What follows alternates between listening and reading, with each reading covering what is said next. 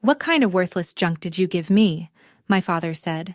And then he slapped me, in front of 30 guests holding champagne glasses, on the night of his 55th birthday, in a house I'd scrubbed on my hands and knees since sunrise. I ran out the front door with nothing but a backpack and a bruise on my cheek. I didn't know it then, but that slap was the last thing Gerald Talbot would ever do to me. Because by midnight, I'd be sitting in a black SUV across from a stranger who'd say 5 words that would unravel 18 years of lies. Before I go on, please take a moment to like and subscribe, but only if you genuinely connect with this story. Drop a comment telling me where you're watching from and what time it is there. My name is Hillary, though for most of my life, I was forced to answer to Allison. I'm 21. Now, let me take you back to that Saturday morning, the day Gerald Talbot turned 55, and the last day I spent under his roof. I set my alarm for 5 a.m. that morning, same as every Saturday. Except this Saturday came with a 2-page handwritten list Donna had left on the kitchen counter the night before. Sweep the patio. Arrange the folding chairs, 32 of them, one for each guest on Gerald's list. Press the tablecloth. Slice the lemons. Wash the Pottery Barn serving platters by hand because the dishwasher leaves spots. Their house sat on a quiet cul-de-sac in Henrico County, Virginia, a 4-bedroom colonial with a manicured lawn Gerald hired someone to mow, but told the neighbors I did. Inside, the dining table was solid oak, seats 12, polished weekly by me. On the counter, 2 cases of Napa Valley Cabernet and a 3-tier cake from a bakery that charged more for fondant than I earned in a week. My room was downstairs, not the finished basement, the storage closet next to the water heater. No window. A twin mattress Gerald had pulled from a curbside pile when I was 9. A wool blanket that smelled like damp cardboard no matter how many times I washed it. Megan's room was upstairs. Queen bed, flat screen, a vanity mirror ringed with those Hollywood bulbs. She was 23 and still lived at home. Still had her credit card linked to Gerald's account. Still hadn't learned how to boil an egg because that was what I was for. I'd spent 3 months saving for Gerald's gift. A leather wallet, real leather, from a department store downtown. $84, which doesn't sound like much unless you're earning $11 an hour scrubbing sheet pans at a restaurant called Rosie's off Route 1. I wrapped it in craft paper because I couldn't afford a gift bag. I didn't know, standing there in that kitchen at 5 a.m. with flour on my hands, that the wallet would be the last thing I ever gave that man. Gerald came downstairs at 10. Polo shirt. Ralph Lauren, the one with the big pony logo. Powder blue. Khakis creased like knife edges, cologne so thick it reached me before he did. He walked the patio like a general inspecting his troops, moved one balloon cluster 6 inches to the left, stared at the lemon slices I'd arranged on the water pitcher and said, without looking at me, "They're uneven. Do them again." Donna appeared at noon.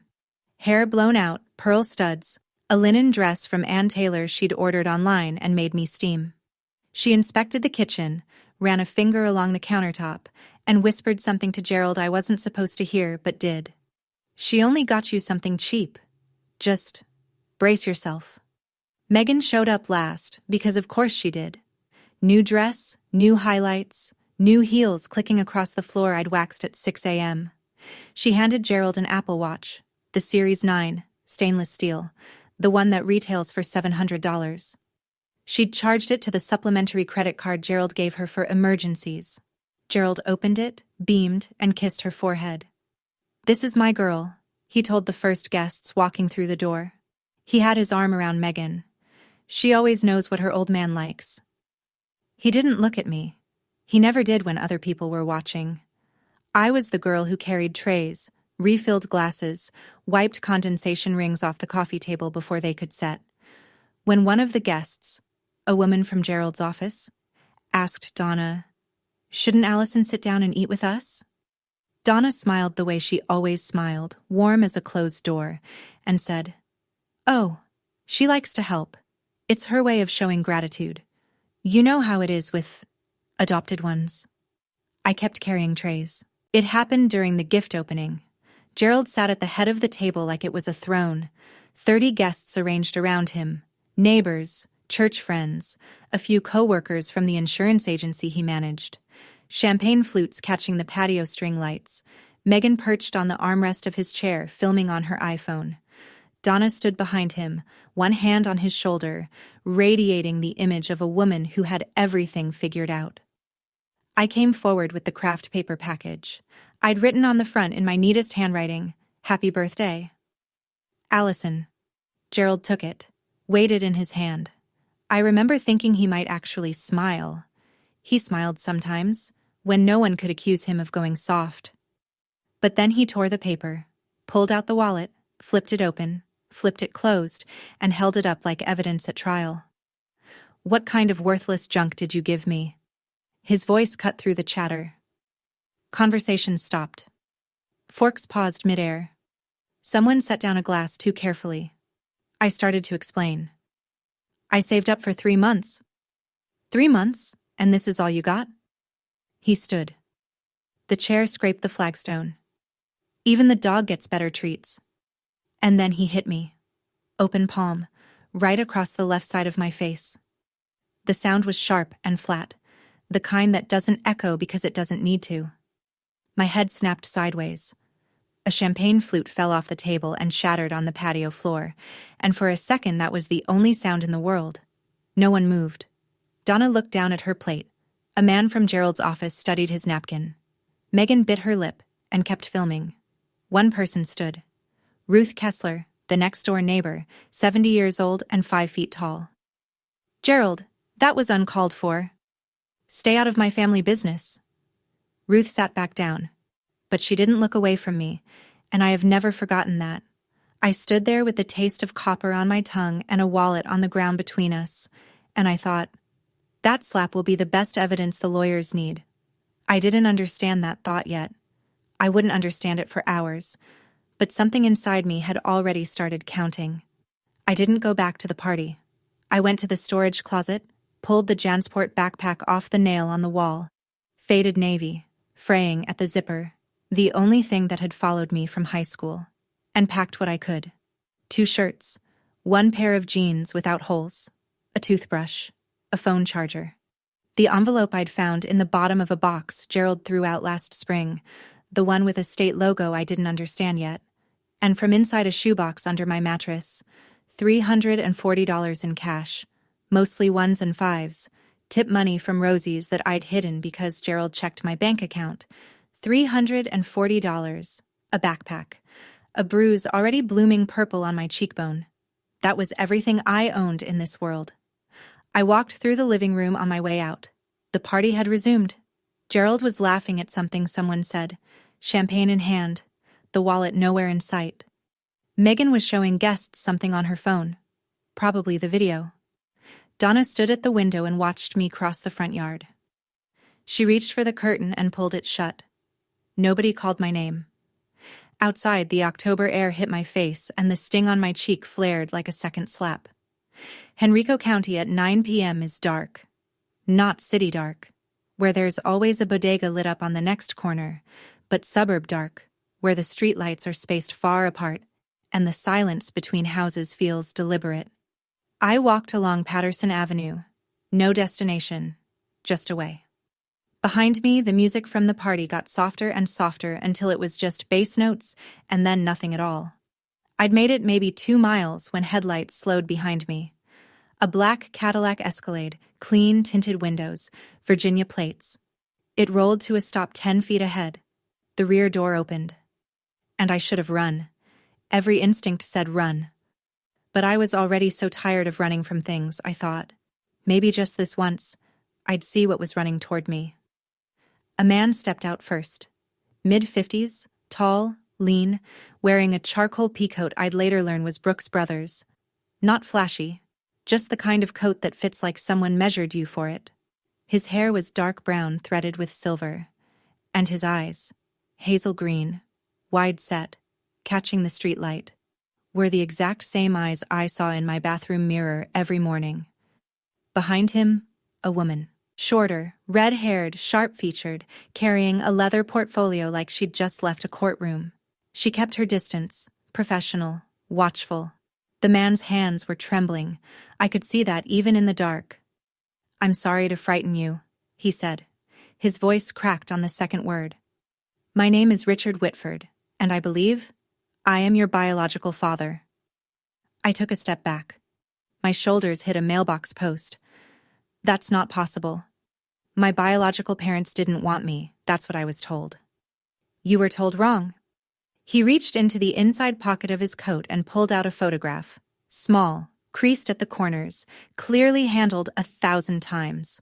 A woman holding a toddler. The woman had auburn hair and cheekbones like mine, and a smile that leaned slightly to the left. The toddler had hazel green eyes. "Her name was Catherine," he said. "She was your mother.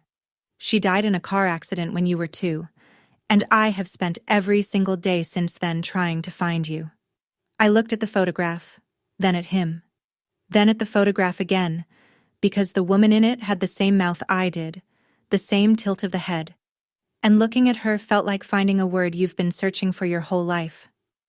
The red-haired woman spoke. "My name is Margaret Hale. I'm Mr. Whitford's attorney, specializing in family law. We're not here to take you anywhere you don't want to go. We've been monitoring your situation through legal channels for several months. Tonight, when our investigators saw you leave the house, we made the decision to approach." "You were watching the house?" Margaret nodded. "The birthday party. Many guests. It was the safest opportunity to confirm your identity visually." She paused. "We also saw you run." I touched my cheek without thinking. The bruise pulsed under my fingertips. Richard Whitford looked at the mark on my face, and something behind his eyes broke very quietly. We sat in the back of the Escalade. Richard on one side, me on the other, Margaret in the front passenger seat with her portfolio open. The engine was running, the heat on low. It was the warmest I'd been all night. Richard told me the story like a man who'd rehearsed it for 18 years and still wasn't ready. Catherine died on I-64 eastbound on a Tuesday morning in March. A delivery truck crossed the median. She was killed instantly. Richard was in the passenger seat. Shattered pelvis, collapsed lung, 4 months in the hospital. Hillary, me, was at home with a neighbor. "While I was in the ICU," he said, "Child Protective Services placed you in emergency foster care. Standard procedure when there's no available parent." I understood that. What I didn't understand was why, when I got out of the hospital and filed to bring you home, they told me I couldn't. A social worker named Leonard Grubb handled the case. Grubb told the family court that Richard had signed a voluntary relinquishment of parental rights, a legal document surrendering custody permanently. Grubb presented the court with a signed form. The judge approved the adoption. "I never signed anything," Richard said. "I was on a ventilator.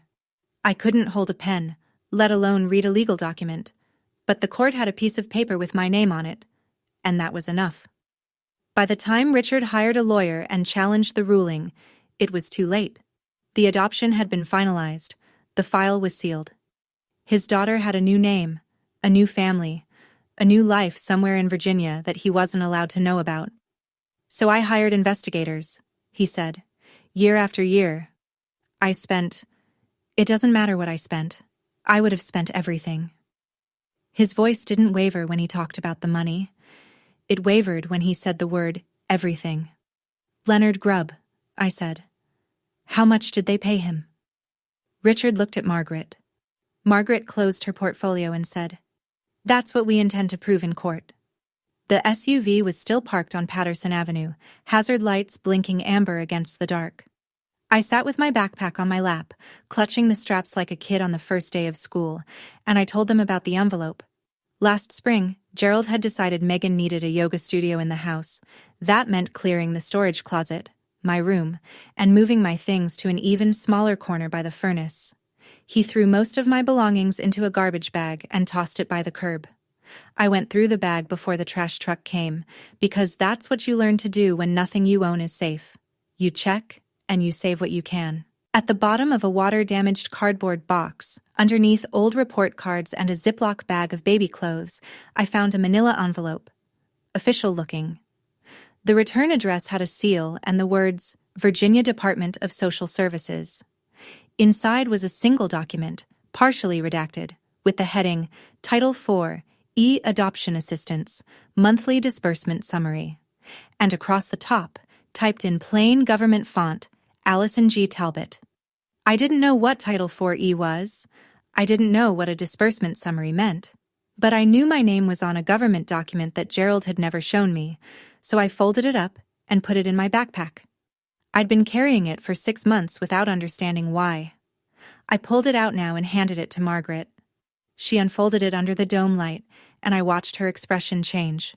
Not dramatically, but the way a poker player's face changes when the final card flips. "This is the adoption subsidy record," she said. "The state of Virginia has been paying Gerald and Donna Talbot approximately $810 per month for your care and maintenance for 18 years. She looked at me. "That's roughly $175,000. How much of it did you ever see?"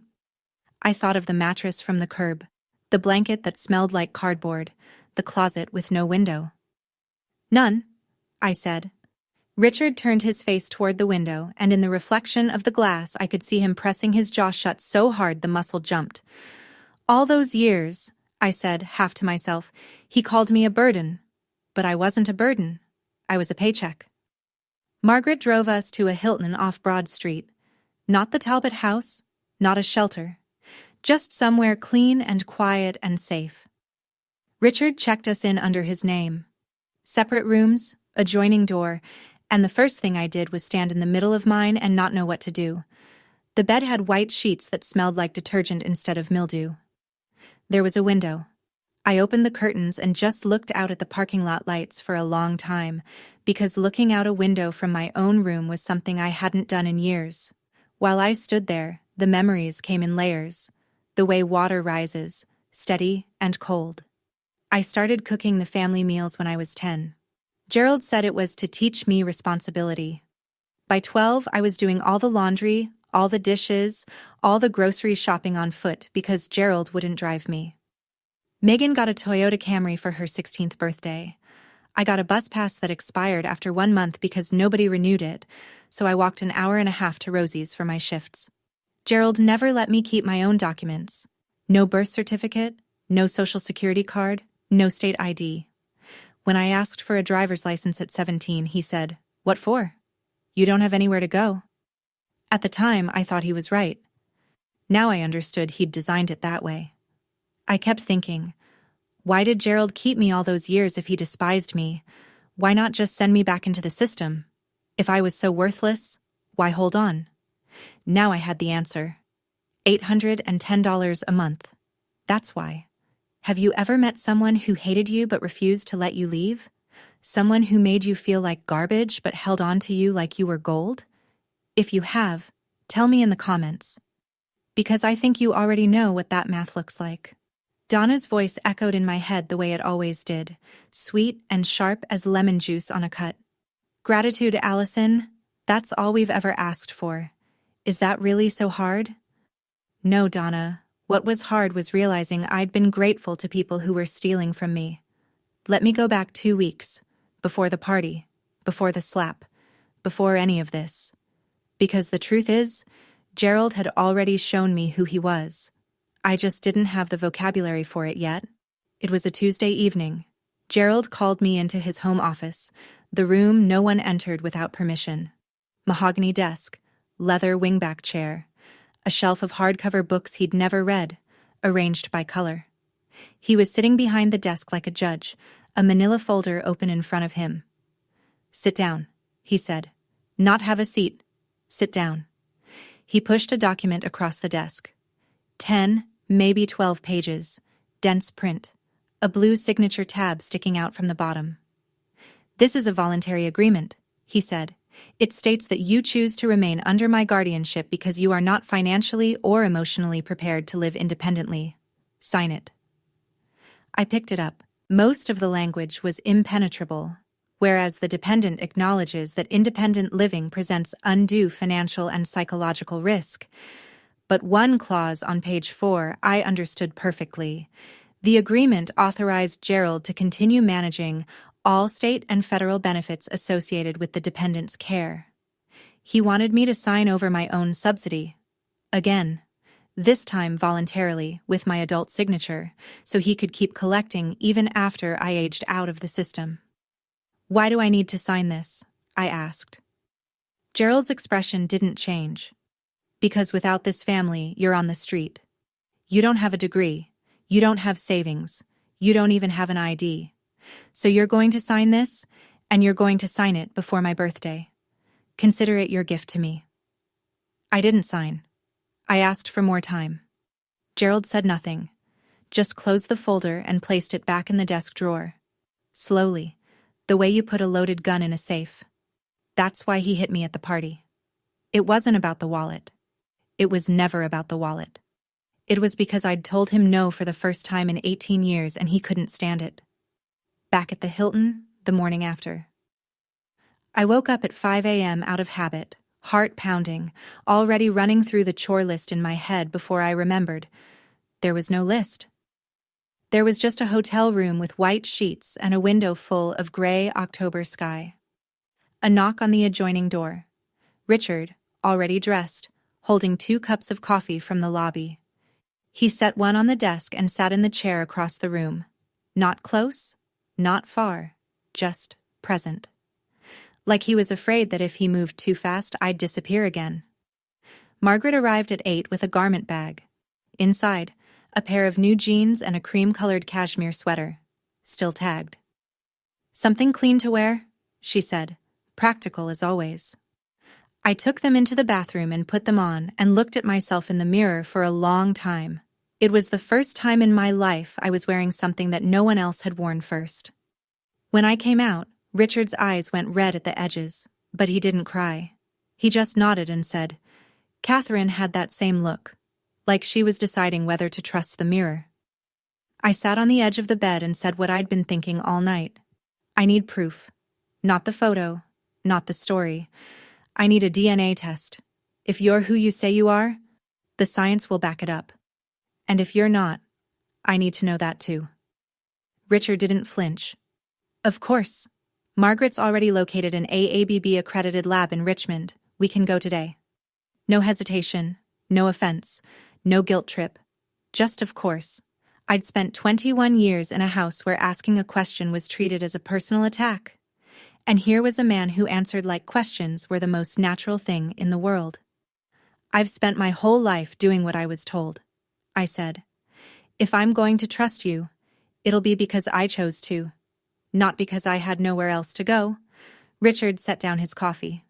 That's exactly how it should be. The lab was a low brick building off Carey Street, clean, clinical, fluorescent. A technician in scrubs swabbed the inside of my cheek, then Richard's, labeled the vials, and told us results would take 3 to 5 business days. 5 days.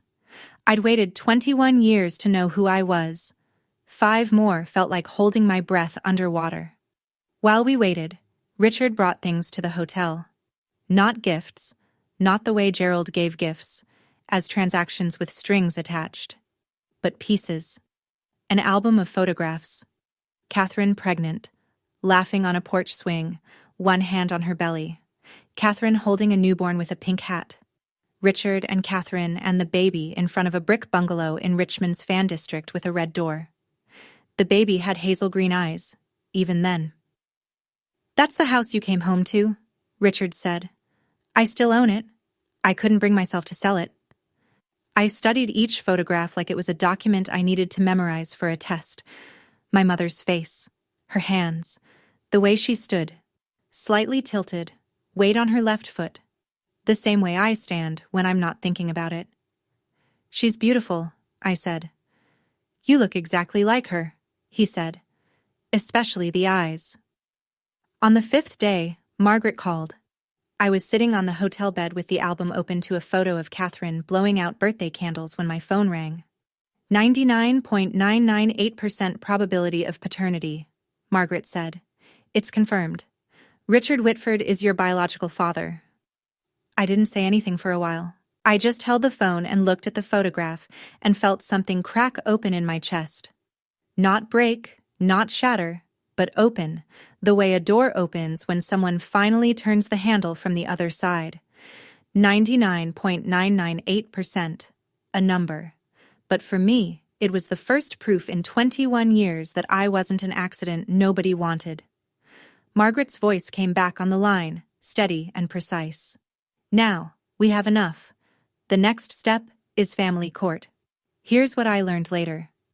From the court filings, from Ruth Kessler's testimony, from the texts Donna would eventually hand over to Margaret. The morning after the party, Gerald called the Henrico County Police and reported me missing. Not because he was worried, because he was calculating. The officer who responded ran my information and told Gerald what he didn't want to hear. I was 21, a legal adult. If I'd left voluntarily, there was no missing persons case to open. She didn't leave voluntarily, Gerald told the officer. She's mentally unfit. She can barely function without supervision.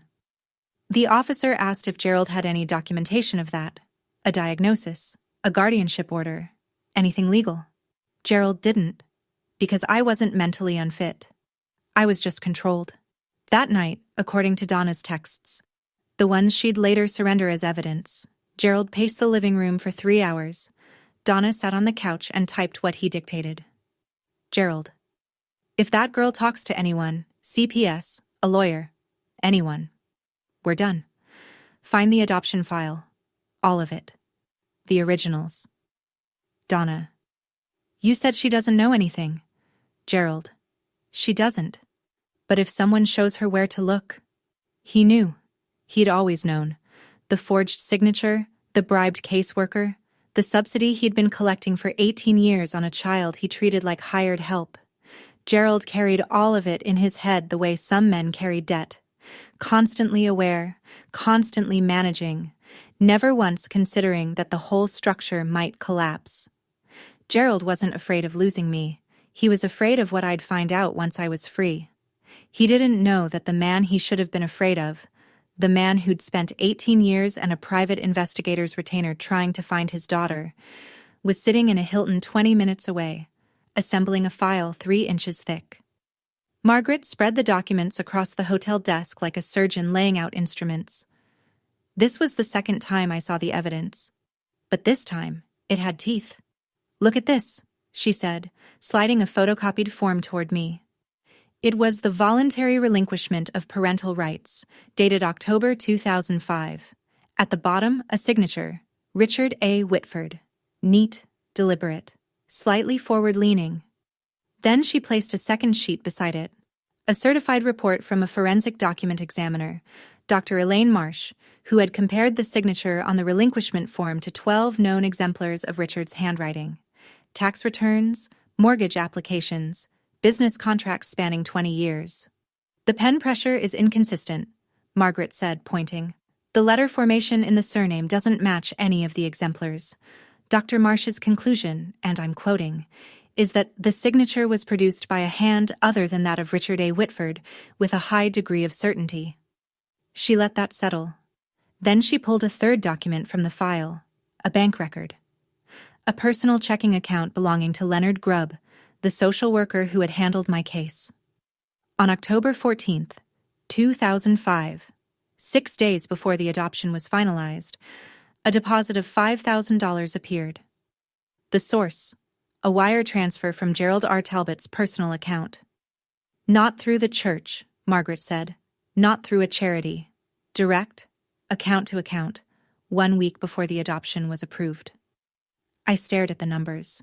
$5,000. That's what my entire identity had cost. My name, my father, my childhood, traded for the price of a used car. Richard sat across the room, arms folded, jaw tight. He'd seen these documents before, but watching me see them, that was something different. I could tell by the way he breathed, shallow and careful, like a man trying not to break something by holding it too hard. So the adoption can be undone? I asked. Margaret closed the file. Under Virginia law, an adoption procured through fraud, including forged consent, can be declared void. Yes, it can be undone. 2 days before the court date, a letter arrived at the Hilton's front desk. Addressed to me, Allison Talbot. Not Hillary Whitford, because Gerald still refused to believe I had any other name. Inside, a single page on Gerald's insurance agency letterhead, handwritten, and a photograph. Me, at 3 years old, sitting on Gerald's lap in the living room of the house on the cul-de-sac, wearing a pink dress I don't remember owning. He was smiling. I was smiling. It looked like a family. The letter read, Allison, I don't know who this man is or what he's told you, but he is not your father. He is a stranger exploiting a confused young woman. We are your family. We have been your family for 18 years. Come home. We can work this out. I forgive you for leaving. Dad, I read it 3 times. The word forgive hit me differently each time. First like a door opening, then like a lock clicking shut, then like a hand gripping my wrist. He forgave me for leaving. After he hit me, I sat on the edge of the hotel bed and felt the room tilt. 18 years of conditioning doesn't shut off because a DNA test says 99.998%. Somewhere inside me, a voice I'd carried since childhood whispered, what if Gerald's right? What if this is all a trick? What if Richard just wants something from you too? I looked at Richard, who was reading in the chair by the window, and said, how do I know you're not the same as him? How do I know you won't just use me for something else? He put the book down. He didn't look hurt. He looked like a man who understood exactly why I was asking. You don't, he said. Not yet. And I'm not going to try to convince you with words, because words are cheap. The DNA doesn't lie. The documents don't lie. And the court will decide what's true. All I'm asking is that you let the evidence speak. He picked up his book again and went back to reading. And that, the not pushing, the giving me room, was the thing that scared me most, because it was so different from everything I knew. That night I couldn't sleep, so I did what I always did when the world stopped making sense. I looked at the evidence. I took the Title IV-E envelope from my backpack and set it on the desk beside Gerald's letter. 2 documents. One from the state of Virginia, confirming that Gerald received $810 a month to take care of me. One from Gerald claiming he was my family. If Gerald loved me, why did I sleep in a storage closet? If Gerald loved me, why didn't I have a birth certificate, a social security card, a single piece of identification with my name on it? If Gerald loved me, why was the guardianship extension he'd tried to make me sign designed to keep the subsidy flowing, not to keep me safe? The answer was in the math. It had always been in the math. Gerald didn't love me. Gerald invoiced me. I called Margaret at 11 p.m. She picked up on the second ring, which told me she'd been expecting this call. I'm going to court, I said. Not because I trust Richard, not fully, not yet, but because I deserve to know the truth. I've earned that. That's all we need, she said. The next afternoon, Derek Simmons came to the hotel. Mid-40s, square-jawed, serious. A social worker with the Virginia Department of Social Services, assigned to review Richard's petition. He asked me about my living conditions growing up. I told him about the closet, the chores, the missing documents, the isolation. He wrote everything down in a small notebook, and when I finished, he didn't say I'm sorry, or that must have been hard. He said, what you're describing, if it's corroborated by the records, constitutes neglect, and the financial component constitutes exploitation of adoption assistance funds. Then he looked at me and added more quietly, this isn't just about your adoption being fraudulent, Ms. Whitford. This is about a system that was supposed to protect you and didn't. I'm not choosing Richard over Gerald, I told myself as Derek left. I'm choosing the truth over the lie I've been living. I didn't witness this part directly. It came out later, piece by piece, through Donna's testimony and the texts she turned over. But I'll tell it the way it happened, because you need to understand who Gerald thought he was walking into that courtroom to face. The night before the hearing, Gerald sat at the dining room table, the same oak table I'd polished every week for 18 years, and rehearsed his testimony with his lawyer. Not Margaret's caliber of lawyer, a general practitioner from a strip mall office who charged by the half hour and had never handled an adoption fraud case in his life. I have all the paperwork, Gerald said. Signed, sealed, stamped by the court. I've been a member of First Baptist for 22 years. I coach Little League. Everyone in this community knows who I am. Donna, sitting across from him, ventured a question. What about the subsidy envelope? What if they ask about the money? Gerald didn't look up. Nobody audits that. We're fine. Megan wandered through on her way to the kitchen and asked, her voice bored, incurious, the voice of someone whose biggest problem was a slow Wi-Fi connection. If Allison doesn't come back, can I turn her room into a walk-in closet? Gerald didn't answer her either. He was already drafting his opening statement in his head, the one where he'd stand before a judge and explain what a generous, God-fearing man he was for taking in a child nobody else wanted. He didn't know that the judge would be looking at a 3-inch file of forged signatures, bribery records, and a forensic examiner's report. He didn't know that the girl he'd raised to be silent had finally found her voice. He didn't know that the man sitting across the aisle would be the father whose name someone had forged 18 years ago. Gerald walked into that courtroom like a man who had never lost. He was about to learn what losing looked like. The morning of the hearing, Margaret turned the hotel conference room into a war room. She'd reserved a table for 6 and covered it with 5 stacks of documents, each flagged with colored tabs. I sat at one end with a cup of coffee going cold in my hands, and she walked me through the case the way a general walks through a battle plan. Calm, precise, leaving nothing to chance. Stack 1, she said, tapping the first pile. DNA results. AABB accredited lab, chain of custody documented, 99.998% probability. Irrefutable. Stack 2. The forensic handwriting analysis from Dr. Elaine Marsh. The signature on the relinquishment form is not Richard's. Her report is 46 pages, but the conclusion is 1 sentence. Stack 3. Financial records obtained through our petition to the Virginia Department of Social Services. Gerald and Donna Talbot received $810 per month in Title IV adoption assistance for approximately 216 months. Total, $174,960. Derek Simmons's assessment confirms the funds were not used for your welfare. Stack 4. Derek's full report. Child neglect findings. No medical records after age 14. No personal identification documents in your possession. Living conditions inconsistent with the purpose of adoption assistance. Stack 5. She paused. A sworn declaration from Ruth Kessler, your former neighbor. She's agreed to testify that she witnessed ongoing patterns of unequal treatment and that she personally observed Gerald strike you at the birthday party. Ruth, 70 years old, 5 feet tall, the only person in that backyard who'd stood up. I hadn't spoken to her since that night, but she'd spoken to Margaret, and she hadn't hesitated. Do I have to say anything in court? I asked. Margaret looked at me. Only if you want to. The paperwork speaks for itself. Richard, sitting at the far end of the table, hadn't said a word through the entire briefing. Now he spoke, just once. Whatever happens in there, you already won. You're free. I looked at the 5 stacks on the table. A lifetime of lies, dismantled into tabbed folders, and I thought, no, I haven't won yet. But I'm about to.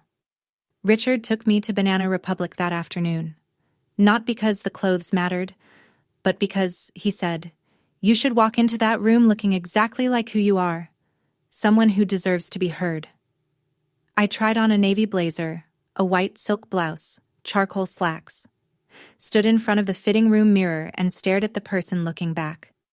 She had straight shoulders and clear eyes and looked like someone who might sit at a conference table, not carry trays to one.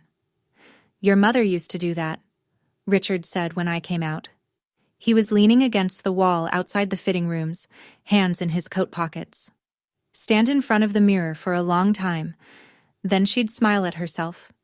Just a little, like she'd settled something. I hadn't smiled, but I understood what he meant. Something was settling. On the drive back, Richard pointed to a brick bungalow on a tree-lined street in the Fan District. Red front door, white shutters, a porch swing hanging still in the October air. That's the house, he said, the one in the photos. I looked at it through the window. The house I'd been born into, the house I'd been taken from, and I didn't feel the ache I expected. I felt something quieter, a kind of recognition that sits in the body instead of the mind. That night, the night before the hearing, I sat on the hotel bed and wrote in a notebook I'd bought at the CVS across the street. Not a speech, not a plan, just a line for myself. No matter what happens tomorrow, I will never go back to that storage room. I will never answer to a name that isn't mine. I will never again be grateful for being used. I slept 4 hours. I dreamed of a red front door opening. Richmond Family Court, a Tuesday morning in late October. The building was old federal brick, columned entrance, hallway floors that echoed every footstep like the building wanted you to know who was coming. I arrived at 8:30 with Richard on my left and Margaret on my right, Derek Simmons a few steps behind carrying a banker's box of records. Navy blazer, white blouse, hair pulled back in a low knot. No jewelry, I didn't own any, but my hands were steady and my back was straight. Gerald arrived at 8:40. Gray suit, burgundy tie, Donna on his arm in her Ann Taylor dress, Megan trailing behind in something too casual for court. His lawyer carried a single file folder. Gerald carried his chin at the angle of a man who believed this was a formality. Then he saw us. His eyes went to me first, registered the blazer, the posture, the absence of the girl who used to stare at the floor. Then they moved to Richard. Then to Margaret. Then to the banker's box Derek was setting on the plaintiff's table. Gerald's face didn't crumble. It recalibrated. I'd seen that look before. The rapid mental arithmetic of a man who controls every variable suddenly realizing there's one he missed. Donna's hand tightened on his arm. Megan pulled out her phone, then thought better of it and put it away. Gerald and I made eye contact across the hallway. For the first time in my life, I didn't look down. The clerk opened the courtroom doors and called the case. In the matter of the adoption of the minor formerly known as Hillary Whitford, now styled Allison Grace Talbot. We walked in, both sides, the same door, different worlds. Margaret stood the way I imagined a scalpel would stand if it could, upright, precise, reflecting light. She addressed the judge, the Honorable Patricia Dwyer, without notes.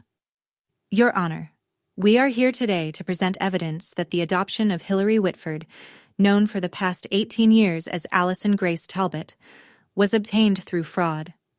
Specifically, the forging of a biological parent's consent to relinquish parental rights, facilitated by a financial payment to the case-assigned social worker. She presented the DNA results first, the lab technician's sworn affidavit, the chain of custody, the number, 99.998%. Judge Dwyer examined the report, adjusted her reading glasses, and set it aside with a small nod. Then Margaret introduced the forensic handwriting analysis, Dr. Elaine Marsh's 46-page report, condensed to its final paragraph. It is my professional opinion, to a reasonable degree of scientific certainty, that the signature on the voluntary relinquishment of parental rights dated October 2005 was not produced by Richard A. Whitford. Gerald's lawyer stood. Your Honor, my client has a legally executed adoption decree, approved by this court system nearly 2 decades ago. The petitioner is attempting to relitigate a settled matter based on a hired expert's opinion. Margaret didn't turn around. Your Honor, a decree built on a forged signature is not settled. It is concealed. We are here to unconceal it. I heard Ruth Kessler shift in the gallery behind me. A man I didn't recognize. Later I'd learn he was a courthouse reporter for the Richmond Times-Dispatch, wrote something in a narrow notebook. 2 women from Gerald's church sat in the second row, their faces tight with the particular discomfort of people watching a reputation disassemble in real time. Judge Dwyer looked at Gerald's lawyer over her glasses. The court will hear the petitioner's full presentation. Continue, Ms. Hale. Margaret moved to the financial records, and this was where the air in the courtroom changed. She projected the Title IV-E disbursement summary onto the courtroom screen, the same document I'd pulled from a garbage bag 6 months ago. Month by month, year by year, a column of numbers running down the page like a ledger of my childhood. Mr. Talbot, Margaret said, The judge had permitted direct questioning. The state of Virginia paid your household $810 per month in adoption assistance for the care of the child placed with you. Over approximately 18 years, that totals $174,960. Can you tell the court how those funds were allocated toward the child's welfare? Gerald straightened in his chair. Everything went to the girl. We fed her, clothed her, kept a roof over her head. 18 years of that isn't cheap. Margaret nodded as though she'd expected this answer, which she had. Then she called Derek Simmons. Derek approached the stand carrying his report like a man carrying something heavy and important. He'd visited the Talbot home. He'd reviewed the records. He spoke without inflection, which made every fact land harder.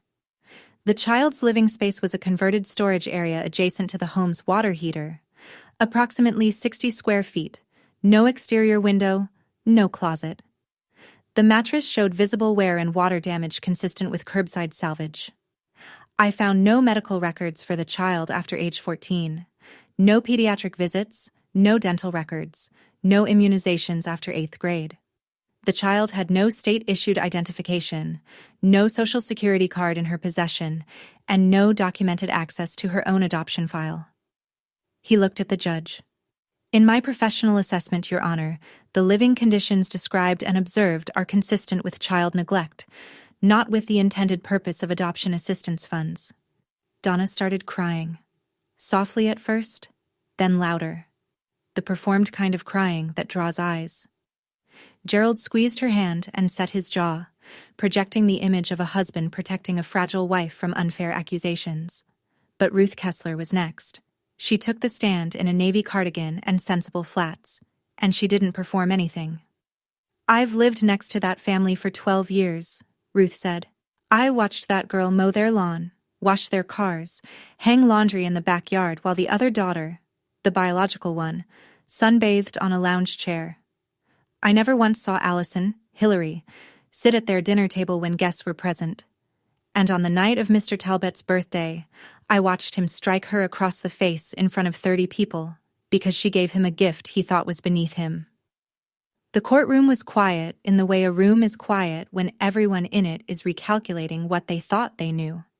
Margaret waited for Ruth to step down, then turned back to Gerald. Mr. Talbot, do you know a man named Leonard Grubb? Gerald didn't blink. No. Margaret produced a photograph, printed on glossy stock, date stamped in the corner. 2 men standing at a folding table at an outdoor event. One was Gerald, 10 years younger. Polo shirt, paper plate in hand. The other was a thin man with glasses and a Virginia DSS lanyard around his neck. This was taken at the First Baptist Church community picnic in June 2004, Margaret said. 1 year before the adoption was finalized. The man beside you is Leonard Grubb, the social worker assigned to Hillary Whitford's case. Do you still maintain you don't know him? Gerald's jaw worked. I may have met him in passing. Church events are large. I don't remember every face. You remember well enough to send him $5,000. Margaret placed the bank statement on the projector. Gerald's personal checking account. October 14th, 2005. Wire transfer. Recipient, Leonard M. Grubb. Can you explain this payment? That was a donation. For the church's... It was a community contribution. Routed from your personal account directly to Mr. Grubb's personal account? Not the church's account? Gerald turned to his lawyer, who was studying the table surface with the intensity of a man hoping to find an exit there. No objection came. I gave that girl everything. Gerald's voice cracked upward, sharp as a slap. He was standing now, one hand flat on the table. 18 years, a home, food, and this is the thanks I get? Some con man shows up and suddenly I'm the villain? Mr. Talbot. Judge Dwyer's voice was low and final. Sit down, now. He sat. But the room had already heard it, the mask cracking, the entitlement spilling through. In the gallery, the churchwomen stared at their laps. The courthouse reporter's pen moved faster.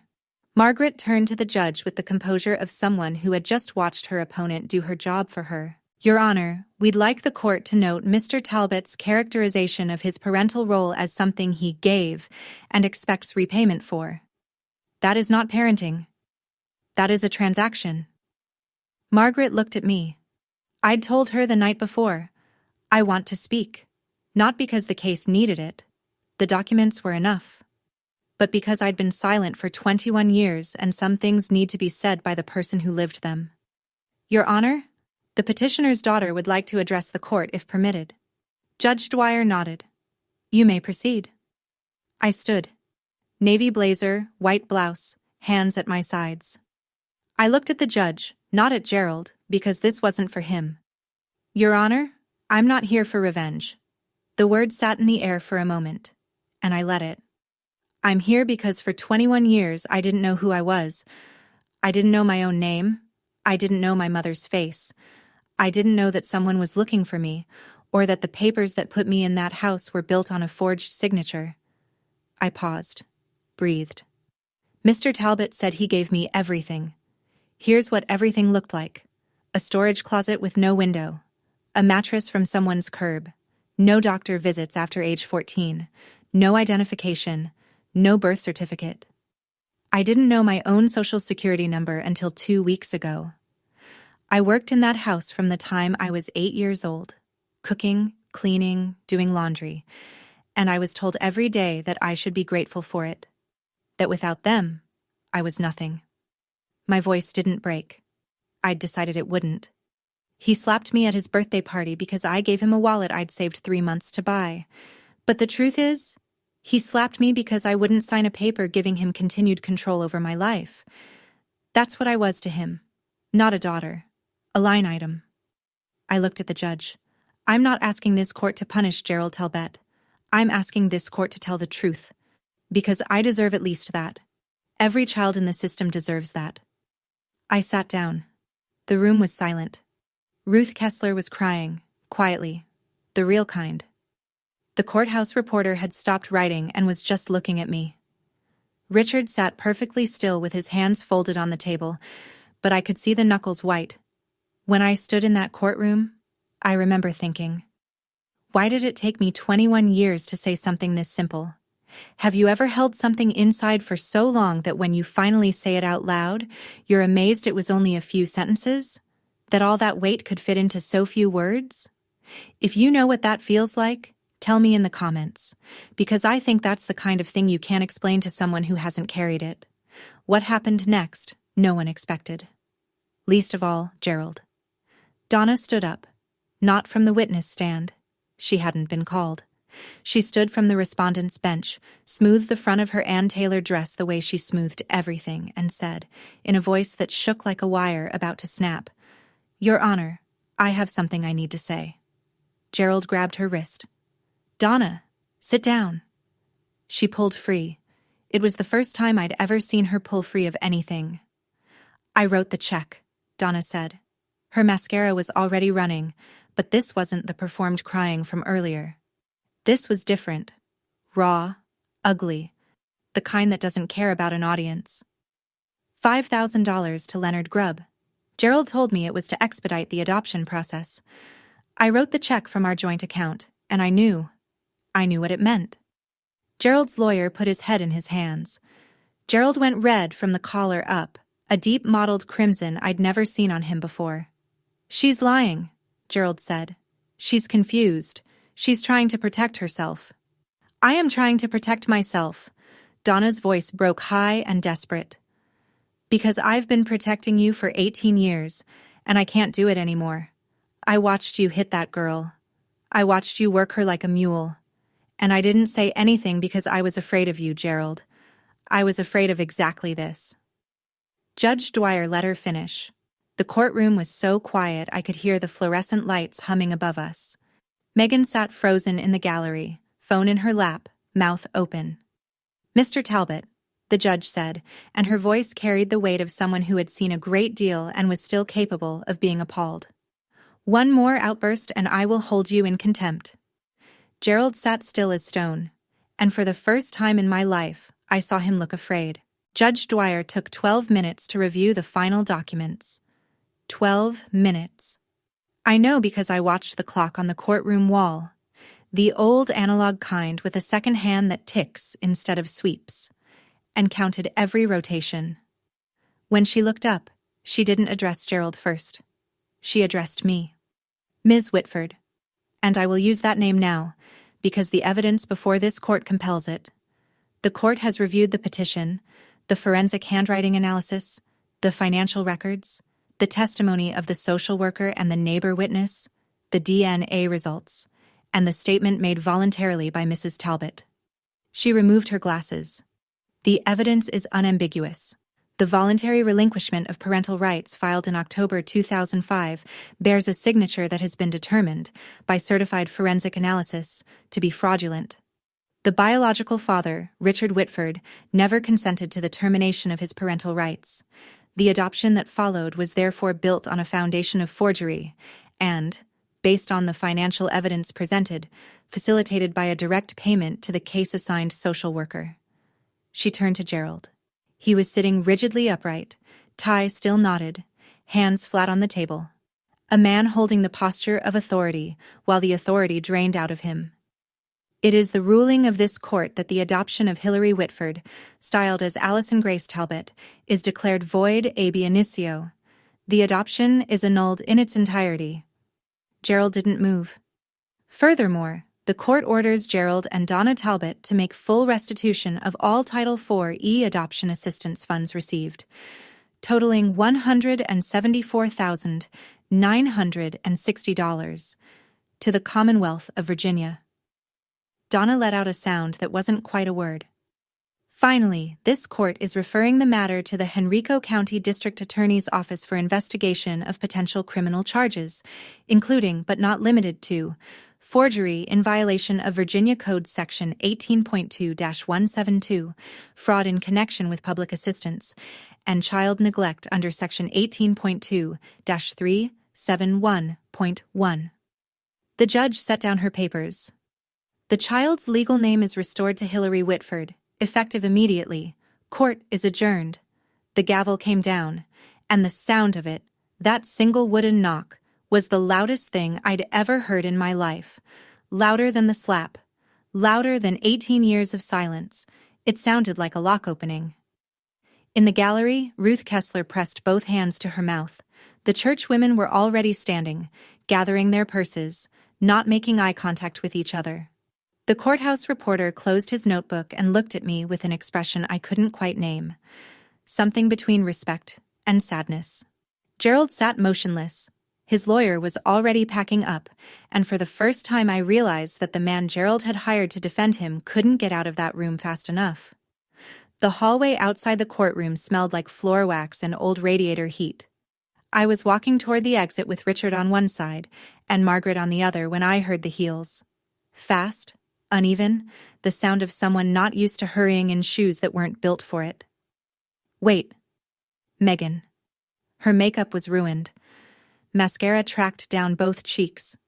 Foundation patchy where she'd wiped at it. She looked smaller than I'd ever seen her, which was strange because she'd always taken up so much space. I didn't know, she said. She was breathing hard like she'd been running or trying not to. About the money, the subsidy. I thought Mom and Dad were paying for my school out of Dad's salary. I didn't know it was... She stopped. She couldn't finish the sentence, and I understood why. The sentence ended with your money, and saying it out loud would make it real in a way she wasn't ready for. I looked at her. The girl who'd gotten the Apple Watch, the Toyota Camry, the queen bed, the highlighted hair, the credit card that never declined, the girl who'd laughed when Gerald hit me and filmed it on her phone, the girl who'd asked if she could turn my closet into storage for her shoes. Part of me wanted to scream. Part of me wanted to walk away without a word. But what I felt, standing there in a courthouse hallway with my legal name restored and my actual father beside me, wasn't rage. It was clarity. I hope you figure out who you are without his money, Megan, I said. I really do. But that's your journey, not mine. She nodded once, and I saw something pass across her face. Not guilt exactly, but the beginning of it. The hairline fracture before the break. Margaret touched my arm lightly. Richard was holding the door open. I walked toward them and didn't look back.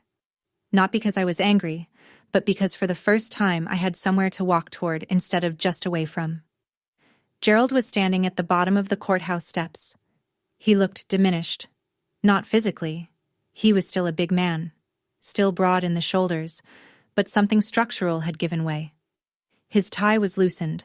His suit jacket was unbuttoned. Donna sat in their Buick at the curb, forehead against the steering wheel, engine running. I was halfway down the steps when he said it. The name he'd assigned me 21 years ago, the name a judge had just struck from the record. Allison. I stopped, turned.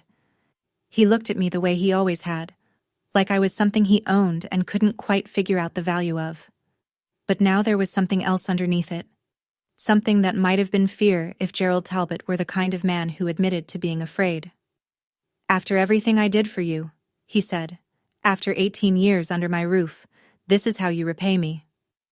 I stood on the steps in my navy blazer with October sunlight on my shoulders, and I felt, for the first time, the full weight of what he'd just said. Not anger. Recognition. Because even now, even with the judge's ruling still ringing in the air, even with a forensic report proving he'd forged a man's signature to steal that man's daughter, Gerald Talbot believed he was owed something. My name is Hillary, I said, and you didn't do anything for me. You did everything to me, and now it's over. I turned and walked down the remaining steps. Richard was waiting by the Escalade, door open. He didn't say anything. He didn't need to. He just held the door the way you hold a door for someone you've been waiting 18 years to hold a door for. I got in. The door closed. And the last thing I saw through the tinted window was Gerald Talbot standing alone on the courthouse steps, suit jacket hanging open, watching his investment drive away. 6 months later. That's where I am now. I live in Richmond. Not the Fan District house with the red door, though Richard offered it. I have an apartment off Gray Street, a studio with tall windows that let in so much morning light, I sometimes just stand there for a minute before starting my day. The windows were the first thing I looked for when I went apartment hunting. I spent 18 years in a room without one. Now I need to see the sky when I wake up. I'm studying for my GED. I'm also enrolled in the culinary program at Reynolds Community College, which is ironic, I know. Gerald made me cook every meal for 18 years, and now I'm choosing it. But that's the difference, isn't it? Between something done to you and something you decide to do. The ingredients are the same. The meaning is completely different. Richard and I have dinner every Sunday at the bungalow. He's not a great cook. His specialty is overcooked salmon and slightly burned garlic bread. But he makes it himself, and he sets the table for two, and he asks me about my week, and listens to the answer. We're not perfect. There are awkward silences. There are moments when neither of us knows what to say, because you can't recover 18 stolen years over salmon. But he's there, every Sunday, without fail. As for the Talbots, Gerald and Donna are awaiting trial. Forgery, fraud, child neglect. The house in Henrico County is under a second mortgage to cover the restitution payment. Gerald was asked to resign from his position at First Baptist's Board of Deacons. He did not go quietly. Donna, who cooperated with the investigation, may receive a reduced charge. Megan moved in with an aunt in Fredericksburg and got a job at a retail store. The first job she's ever had. I go to therapy every Thursday. A woman named Dr. Torres who has a small office with a ficus plant and doesn't tell me how to feel. She just asks questions and lets me find my own answers, which, after 21 years of being told what to think, feels like learning a new language. Healing doesn't happen overnight. Some mornings I still wake up at 5 a.m. with my heart racing, already mentally cataloging chores that no longer exist. But then I open the curtains, and there's the sky, and I remember where I am. I want to be clear about something before I go. This story isn't about revenge. I know it might look that way. The courtroom, the ruling, the restitution order, the criminal charges. But revenge would mean I wanted Gerald to suffer the way I suffered, and I don't. I want him to be held accountable. Those are different things. Revenge is a fire you light hoping it burns someone else. Accountability is just turning on the lights so everyone can see what was already there. If you're in a family where you're tolerated instead of loved, where your presence is endured, not valued, where you've been taught that gratitude means silence and obedience means survival, I want you to hear this. You are not the problem. You were never the problem. The people who made you feel like a burden were carrying their own debts, and they put the weight on you because you were small enough to accept it. You deserve to know your own name. Family isn't paperwork. It isn't a court decree or an adoption file or a signature, forged or otherwise. Family is the person who sits with you while you learn to trust again. The person who says of course when you ask for proof instead of faith. The person who holds the door and doesn't ask you to be grateful for it. Last Sunday, Richard and I sat on the porch of the bungalow on the Fan District Street, the one with the red door. He was drinking coffee. I was reading. Neither of us was talking, and it was the most comfortable silence I've ever known. At one point, he looked over and said, "I'm glad you're here."